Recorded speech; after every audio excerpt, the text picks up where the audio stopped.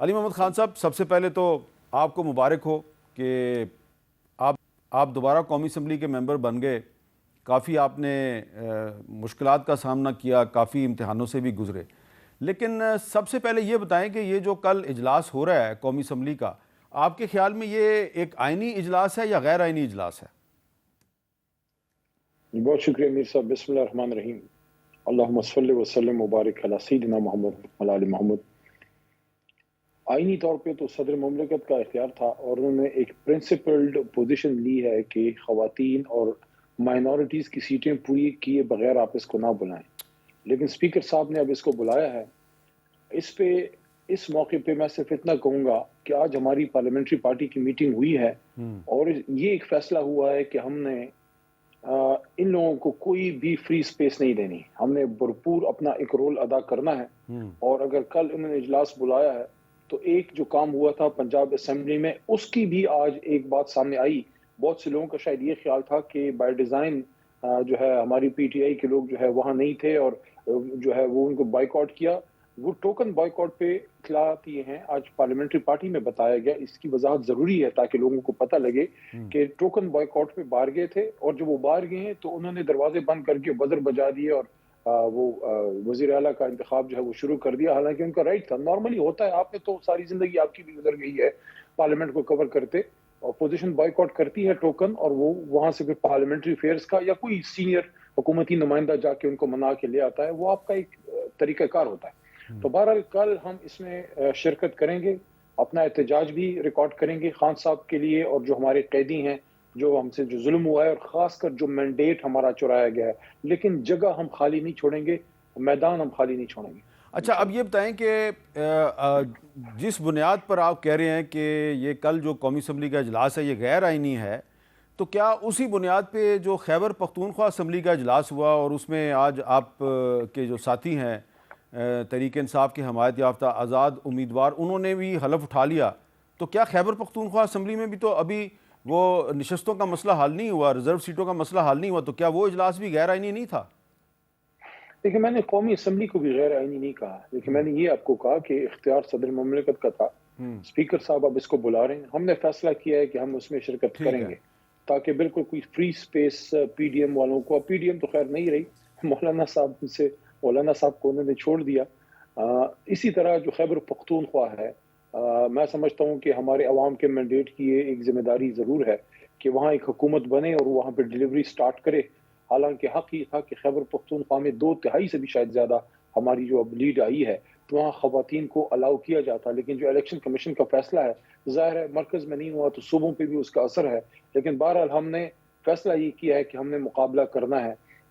جو ہمارے ساتھ ہوا ہے تاریخ میں کسی سیاسی جماعت کے ساتھ ایسے نہیں ہوا جو ہمارے ساتھ ہوا ہے کہ لیڈر کو جیل میں ڈال دیا، انتخابی نشان چھین لیا، لوگوں پہ پرچے کٹ گئے، بلکہ کل بھی ہمارے کچھ ایک ایم این اے صاحب پہ یا شاید اور بھی نکل آئیں کہ ان کے سمن جاری ہوئے ہیں۔ ایک طرف قومی اسمبلی کا اجلاس ہے اور دوسری طرف یہ سارا کچھ ہو رہا ہے، لیکن بہرحال مقابلہ ہم کریں گے پاکستان کی خاطر، آئین کے اور قانون کے دائرے کے اندر رہتے ہوئے۔ اچھا، ایک مسلم لیگ نون کے سینئر رہنما ہیں خواجہ محمد آصف صاحب، انہوں نے آج صدر عارف علوی صاحب کے بارے میں ایک بات کی ہے، تو کیونکہ آپ وہی جو اپنی سیٹ ہار چکے ہیں، فارم 47 پہ جیتے ہیں، 45 پہ ہارے ہیں، وہی خواجہ آصف صاحب نا، یہ جو عثمان صاحب کی والدہ سے، ریحانہ بی بی سے، ڈار صاحبہ سے 47 اور 45 کی بحث چلتی رہے گی، ذرا پہلے سن لیں انہوں نے آج کہا کیا ہے۔ پریزیڈنٹ جو ہے کر رہے ہیں نا اختلاف اس ادارے کے ساتھ، اس نے ووٹ آف نو کانفیڈنس کے اوپر بھی اختلاف کیا۔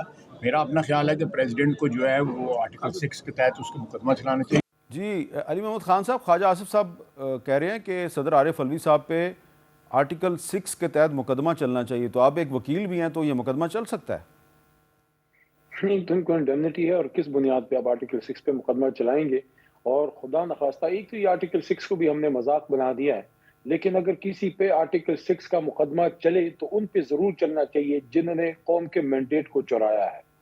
اور میں سمجھتا ہوں کہ صرف خواجہ صاحب کی بات نہیں ہے، وہ سب جنہوں نے مینڈیٹ کو چرایا ہے، چرانے میں مدد کی ہے، ایک آئینی پروسیس کو سبورٹ کیا ہے، قوم کے مینڈیٹ سے چرانا۔ دیکھیں، قوم کو حق ہے کہ اس ملک میں 5 سال کی حکومت کون کرے گا، اس کو سپورٹ جو کرتا ہے، اس سے بڑی آئین شکنی کیا ہوگی جو قوم کا مینڈیٹ چرائے؟ تو یہ بچوں والی باتیں خواجہ صاحب کو زیب نہیں دیتی۔ میں سمجھتا ہوں کہ اخلاق کا تقاضا تو یہ تھا کہ جو ڈار صاحبہ ہیں عثمان بھائی کی والدہ محترمہ جو ان سے ٹھیک ٹھاک جیت چکی ہیں، تھوڑا سا فارم 45 لے آئے نا بیٹھ کے، ذرا خواجہ صاحب پہلے وہ فیصلہ تو کر لیں. ان کی تو اخلاقی کوئی بنیاد ہی نہیں ہے جس پہ خواجہ صاحب گفتگو فرما رہے ہیں. اچھا علی محمد خان صاحب، یہ بتائیں کہ قومی اسمبلی کے اجلاس میں آپ جا رہے ہیں اور آپ یہ بھی کہہ رہے ہیں کہ ہم وہاں پہ اپنا احتجاج بھی ریکارڈ کروائیں گے، تو کیا یہ جو آپ کے جو سنی اتحاد کونسل کے پلیٹ فارم سے جو آپ کے ساتھی ہیں، یہ صرف یہی احتجاج کریں گے یا آپ نے کچھ جو دیگر پارٹیوں کے جو ایم این ایز ہیں ان سے بھی رابطہ کیا ہے اور کوئی آپ مشترکہ یا کوئی متحدہ اپوزیشن بنائیں گے؟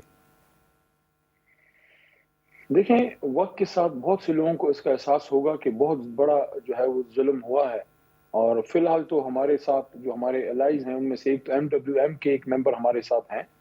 باقی اس وقت تو چھوٹی جماعتوں کا ایک طرح سے صفایا کر دیا گیا ہے. یہ بھی بہت ویسے ایک ظلم عظیم ہے کہ ملک سے وہ جماعتیں جن کا ایک مینڈیٹ ہے، دیکھیں کہیں بلوچستان سے یا کوئی سندھ سے کوئی یا خیبر پختونخوا سے کوئی علاقائی جماعت کا کوئی حق بنتا تھا اور اس کو اس کا حق اگر نہیں ملا، یہ نہیں ہونا چاہیے. دیکھیں، مجھے آج بھی بہت سال پہلے کی ایک بات یاد ہے، اب تو خیر ہمیں چھوڑ گئے. ایک بڑی اچھی بات ایک زمانے میں جاوید ہاشمی صاحب کی مجھے یاد ہے، جب ہماری جماعت میں ہوا کرتے تھے ہم تو بڑی عزت کرتے تھے، سینئر تھے، جب آتے تھے لابی میں ہم کھڑے ہو کے ان کو چائے پیش کرتے تھے. ایک احترام کا رشتہ تھا اور رہا، بعد میں بھی رہا. جب وہ بیمار ہوئے میں پوچھنے گیا، ان کی ایک بات یاد آتی ہے. 2013 میں ہم ینگ تھے تو سینئر سے سیکھتے تھے. انہوں نے ایک بات کی کہ میری بچپن سے یہ خواہش تھی کہ ایک جگہ ایسی ہو جہاں آ کے میں اپنی بات کر سکوں، تو میں پارلیمنٹ میں سیاست میں آیا. تو میں آپ کو یہی بات کروں گا کہ پورے ملک کا ایک خوبصورت گلدستہ ہے پارلیمنٹ، چاہے جتنا بھی اب کم اختیار ہے، جو بھی چیزیں ہیں، سول ملٹری امبیلنس کی باتیں ہیں، وہ ایک لمبی ڈیبیٹ ہے، لیکن یہ واحد جگہ ہے میر صاحب جہاں یہ چھوٹا سا منی پاکستان ہے. یہ پارلیمنٹ کی جو چھوٹی سی جگہ ہے، منی پاکستان ہے، یہاں آپ کو پورے پاکستان کا رنگ ملتا ہے. خدارا اس رنگ کے پھول کھلنے دیں، جو لوگوں کی آنکھوں کے خواب ہیں ان کو نہ چرائیں، جو اچھا، ان کی محبتوں کے امین ہیں ان کو اس پارلیمنٹ میں آنے دیں. جس کو دیکھیں، گھر کا مکین جو ہوتا ہے وہی اس کا امین ہوتا ہے، اور سب سے بڑا وفادار گھر کا جو ہے وہ امین ہی ہوتا ہے جو اس کا مالک ہوتا ہے. اور اس گھر کے پاکستان کے مالک 25 کروڑ عوام ہیں. حامد میر صاحب، یہ ان کا حق ہے کہ پارلیمنٹ میں کون بیٹھے گا. وہ وہاں کسی اور کو بیچتے ہیں، یہاں کوئی اور آ جاتا ہے. کب تک یہ چلتا رہے گا؟ 75 سال سے ہو رہا ہے. اچھا، اس پارلیمنٹ میں جس کو آپ ایک خوبصورت گلدستہ قرار دے رہے ہیں، تو اس پارلیمنٹ میں ایک پھول ہے، اس پھول کا نام ہے مولانا فضل الرحمان، جس کا رنگ سفید بھی ہے اور کافی سرخ بڑا بھی ہے. پھول ہے ماشاءاللہ. تو یہ جو پھول ہے، اس پھول کے ساتھ آج کل لگتا ہے کہ آپ کی کافی قربتیں ہیں، لیکن اس میں درمیان میں کچھ کانٹے بھی ہیں. تو یہ جو مولانا فضل الرحمان صاحب ہیں وہ اسمبلی میں تو پہنچ گئے ہیں، تو ان کے ساتھ جو آپ کے تعلقات کی نوعیت ہے یہ کیا ہوگی؟ ان کو ساتھ لے کے چلیں گے؟ کیا وہ آپ کے ساتھ چلیں گے؟ کوئی اس پہ آپ نے غور و فکر کیا ہے؟ ان سے رابطہ کاری تو ہوئی تھی. ان کی دعا پہ ایک دفعہ اسد قیصر صاحب، میں اور کچھ دوست ہمارے گئے تھے، اور اس پہ بڑی میں سمجھتا ہوں کرٹیسزم اس وقت ہوئی، حالانکہ وہ بالکل ہی نان پولیٹیکل موو تھی، صرف دعا کے لیے ان کے گھر کی خاتون کی فوتگی ہوئی تھی. اس کے بعد اب پچھلے دنوں اسپیکر صاحب پھر گئے ہیں، اسد قیصر صاحب نے ملاقات کی ہے. ہمارے ان کے بیچ میں جو قدر مشترک ہے مولانا صاحب کے، کہ ایک نقطے جس پہ ہم نزدیک ہوئے تھوڑا سا، وہ یہ ہے کہ وہ بھی کہتے ہیں کہ ان کے ساتھ ریگنگ یا دھاندلی ہوئی ہے، ہم بھی کہتے ہیں کہ ہمارا مینڈیٹ چرایا گیا ہے. اور اب دیکھتے ہیں آگے. میں سمجھتا ہوں، ویسے میں ایک اصولی مجھے کوئی رائٹ نہیں ہے جمعیت کے بارے میں بات کرنے کا. ان سے احترام کا ایک رشتہ بہرحال ہے، کیونکہ میرے علاقے میں ہم 4 الیکشن ان سے جیتے ہیں اور اللہ نے جیتی ہے، لیکن جیت کے بعد ہمیشہ احترام کا رشتہ مولانا قاسم صاحب سے، آپ بھی جو ایک برخوردار ان کے جو ہاں سے جیتے ہیں مقابلے میں تھے میرے، تو ایک احترام کا رشتہ رہا. لیکن میں یہ سمجھتا ہوں اور یہ میری آنیسٹ اوپینین ہے، اس پہ کہ مولانا صاحب سن بھی رہے ہیں تو وہ میرے خیال میں ان کو ناراض وہ نہیں ہوں گے، کہ یہ ان کی اتنی تگڑی جماعت ہے اور اس میں بہت سے اچھے علماء ہیں، ٹھیک ہے، بہت قابل لوگ ہیں، صاحب الرائے ہیں. حکومت کی بجائے اگر یہ اپوزیشن میں بھی بیٹھے ہوں اور تگڑے اپنے سٹینڈ پہ کھڑے ہوں، میں سمجھتا ہوں ان کے 10 بندے پورے پارلیمنٹ کو ٹھیک رکھ سکتے ہیں، کیونکہ ٹھیک ان ہے. کے پاس دین کی علم کی طاقت ہے. لیکن میں سمجھتا ہوں کہ یہ زرداری صاحب یا میاں صاحب اس طرح کے لوگ جماعتوں کے ساتھ بیٹھ کے انہوں نے اپنا وزن کم کیا ہے. اب اگر وہ خان صاحب کے نزدیک آئے ہیں، ایک بات میں آپ کو بتا دوں، خان صاحب چاہے کچھ بھی ہو جائے، پہاڑ اپنی جگہ سے ہل سکتا ہے، لیکن اللہ کے حکم سے عمران خان سچی بات سے پیچھے نہیں ہٹتا، وہ کھڑا رہتا ہے. اس لیے دنیا کی بڑی بڑی طاقتوں کے سامنے وہ کھڑا رہا. हुकूमत भी कुर्बान की, ठीक है, लेकिन अपनी जगह से नहीं हिला, ठीक है। जेल में भी खड़ा है और मजबूत खड़ा है। अच्छा, अब मेरा आपसे सवाल ये है कि ये जो सुन्नी इत्तेहाद कौंसिल में आप लोगों ने शमूलियत इख्तियार की, तो कोई इसका आपको फ़ायदा हुआ या नहीं हुआ? क्योंकि आज इलेक्शन कमीशन ने जो एक ख़त पेश किया है, बज़ाहिर उसकी सुन्नी इत्तेहाद कौंसिल वालों ने उस ख़त से अपना लातल्की का ऐलान तो कर दिया है, लेकिन आपका ख्याल था कि शायद सुन्नी इत्तेहाद कौंसिल में जाके आपको रिज़र्व सीटें मिल जाएंगी ख़वातीन की और नॉन मुस्लिम पाकिस्तानीज़ की, तो आपको लगता है कि ये आपको बेफ़ायदा रहा ये सारा आपका फ़ैसला सुन्नी इत्तेहाद कौंसिल में शिरकत का? देखें, इस पे बड़ी डिबेट हुई। मेरी एक राय थी कि हमें अपनी जमात के प्लेटफॉर्म से लड़ना चाहिए, कि हम अपनी आइडेंटिटी रखते हुए अपनी रिजर्व सीटों के लिए भी फाइट करें, और अगर किसी ने छोड़ के जाने तो जाए। बड़े बड़े नाम चले गए अभी, अगर किसी ने सियासी मौत मरना है तो जाए, छोड़ के जाए।